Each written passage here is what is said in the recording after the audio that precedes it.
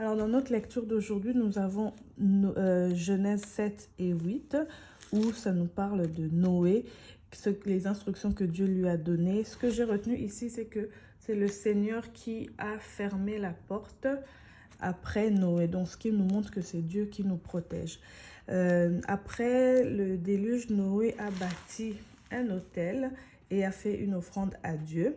Et après avoir agréé cette offrande, le Seigneur a dit à Noé qu'il ne maudira plus la terre. Donc pour nous, c'est important que Dieu puisse agréer nos sacrifices aussi. Au chapitre 4 de Matthieu, ici c'est un chapitre très intéressant qui nous montre comment le diable tente Jésus. Après que Jésus ait jeûné pendant 40 jours, le diable l'a emmené, on dit que c'est l'esprit de Dieu qui l'a emmené dans le désert pour être mis à l'épreuve, pour être tenté. Et comment Dieu a résisté à la tentation, c'est avec la parole de Dieu, où le diable lui demande, lui dit qu'il veut transformer ses pierres en pain.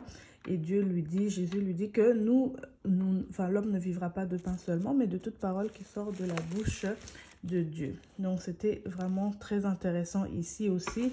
Ça nous montre l'importance pour nous de connaître la parole de Dieu pour ne pas être tenté par le diable. Donc le proverbe 4, ici ça continue sur acquérir et garder la sagesse. Le verset que j'ai aimé, c'est que garde ton cœur plus que toute autre chose, car de lui viennent les sources de la vie. C'est important de connaître et de garder donc la sagesse. Au niveau du chapitre des psaumes, le chapitre 4, c'est un chapitre aussi qui est pas très long. Ce que j'ai aimé ici, c'est que ça dit « Sachez que le Seigneur distingue celui qui lui est fidèle. Quand je l'invoque, le Seigneur entend.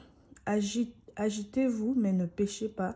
Parlez en votre cœur, sur votre lit, puis taisez-vous, offrez des sacrifices et mettez votre confiance dans le Seigneur. » Donc, ça nous parle de l'importance des sacrifices aussi ici. Donc, voilà. Bonne journée.